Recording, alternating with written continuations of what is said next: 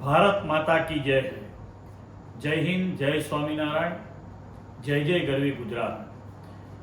ગુજરાતના પનોતા પુત્ર અને ભારત માતાના સપૂત આદરણીય ભારતના યશસ્વી વડાપ્રધાન શ્રી નરેન્દ્રભાઈ દામોદરદાસ મોદીનો આજે 17 સપ્ટેમ્બરે જન્મદિવસ છે.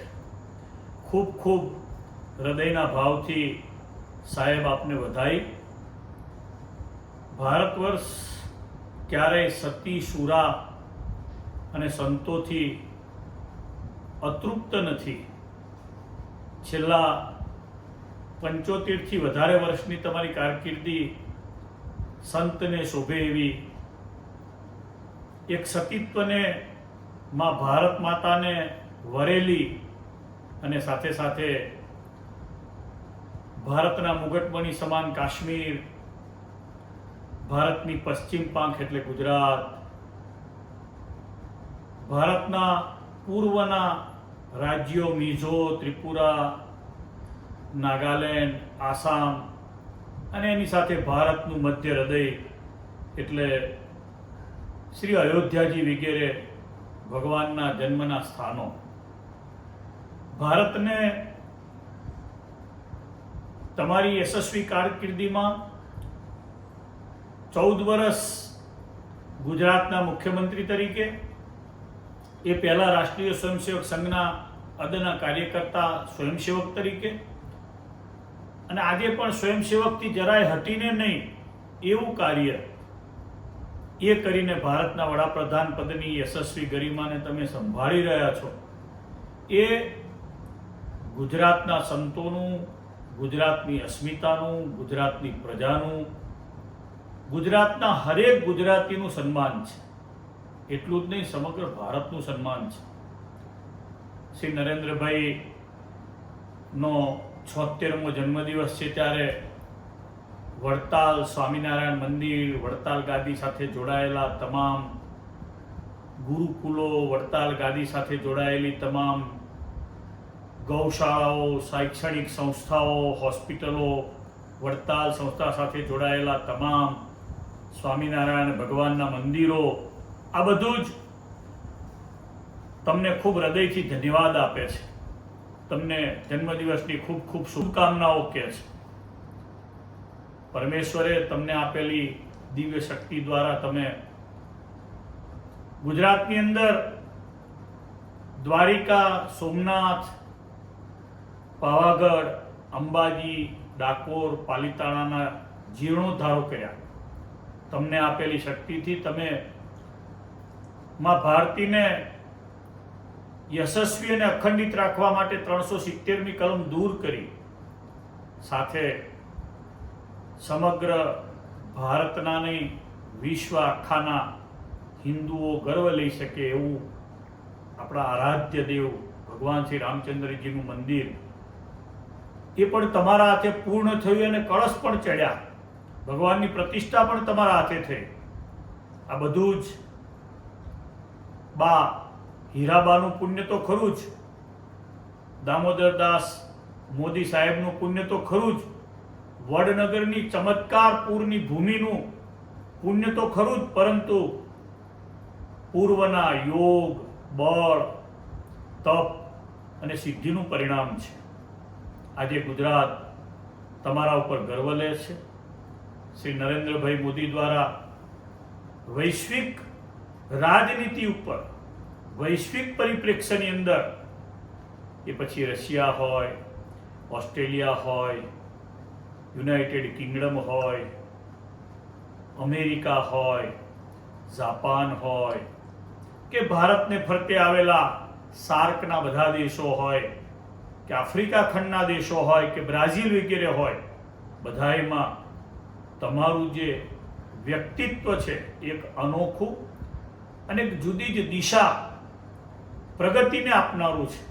એટલે જ ભારતની ઇકોનોમી આજે વિશ્વની 3જી ઇકોનોમી બનવા તરફ પગલાં માંડી રહી છે. તમે ગમે તેવા કપરા કાળની અંદર ભારતને બચાવવાનું રાત દિવસ 24 કલાક 7 દિવસ પુરુષાર્થનું કામ કર્યું છે. એ યોગ દ્વારા હોય, એ ધ્યાન દ્વારા હોય, એ ગાયોના રક્ષણ દ્વારા હોય, એ પછી તમારા હૃદયમાં ચાલતી ભારતની બધી જ પ્રકારે મેડિકલી, શૈક્ષણિક, ભારતને જોડતા રસ્તાઓની અને એ સિવાય ભારતની બધી જ પ્રકારે સર્વાંગી ઉન્નતિ, એમાં તમે દેવદૂત બનીને અત્યારે કામ કરી રહ્યા છો. હું સ્વામિનારાયણ ભગવાનને પ્રાર્થના કરું, અમારા આચાર્ય મહારાજ પરમ પૂજ્ય રાકેશ પ્રસાદજી મહારાજ વડતાલ ગાદી, અમારા વડતાલ મંદિરના મુખ્ય કોઠારી શ્રી, અમારા વડતાલ મંદિરના ચેરમેન શ્રી સંત સ્વામી, અમારા વડતાલ ગાદીના આદરણીય વડીલ સર્વે પૂજ્ય બાપુ સ્વામી, પૂજ્ય જ્ઞાનજીવન સ્વામી, પૂજ્ય ઘનશ્યામ શાસ્ત્રી, પૂજ્ય નીલકંઠચરણ સ્વામી, પૂજ્ય ગોવિંદ સ્વામી વગેરે તમામ સંતો, યુવાન સંતો, પીપી સ્વામી વગેરે, એમના વતી અમારા ગઢડાના ચેરમેન પૂજ્ય હરિજીવન સ્વામી, અમારા જૂનાગઢના ચેરમેન પુરુષોત્તમ પ્રકાશ સ્વામી, પીપી સ્વામી વગેરે સંતો વતી, અમારા ભાવનગરના પૂજ્ય કેપી સ્વામી જેવા, પૂજ્ય ભાનુપ્રકાશ સ્વામી પોરબંદર વગેરે સંતો, જે અમારા સેંકડો સંતો છે, સૌ વતી આપને ખૂબ ખૂબ હૃદયની શુભકામના પાઠવું છું. સંપ્રદાય વતી આપના જન્મદિવસે અમે ખૂબ વિશાળ પ્રમાણમાં બધાઈને સંકલ્પો લેવડાવ્યા છે. ખાસ કરીને વ્યસન મુક્ત ગુજરાત છે એ વિશેષ બને, ડ્રગ્સ મુક્ત યુવાનો બને.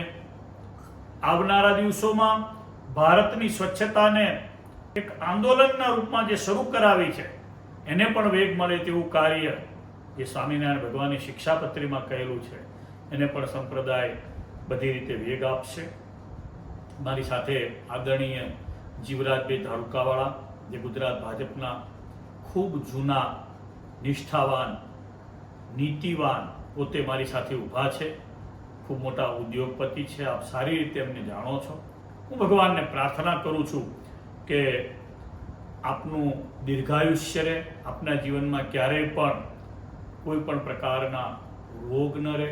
આપના દ્વારા હજુ પણ અનેકો દશકા સુધી ભારતની ખૂબ સારી યશસ્વી વડાપ્રધાન તરીકેની ને આપની પાસે ઈશ્વર જે સેવા કરવા ઈચ્છતા હોય એ તમામ સેવા બધાને ભારતવાસીઓને મળતી રહે, હિન્દુ ધર્મને મળતી રહે, હિન્દુ શાસ્ત્રોને મળતી રહે, ભારતની ચિરંજીવી જે પરંપરા છે એને મળતી રહે, એવી વડતાલવાસી ભગવાન સ્વામિનારાયણ, હરિકૃષ્ણ મહારાજ, લક્ષ્મીનારાયણ દેવના ચરણ કમળમાં પ્રાર્થના કરું છું. ગયા વર્ષે વડતાલ મંદિરનો 200 વર્ષ જ્યારે પૂર્ણ થયા ત્યારે આપે આપેલું ઐતિહાસિક વચનામૃત શિક્ષાપત્રી અંગેનું દિવ્ય ભાષણ આજે પણ હું યાદ કરું છું.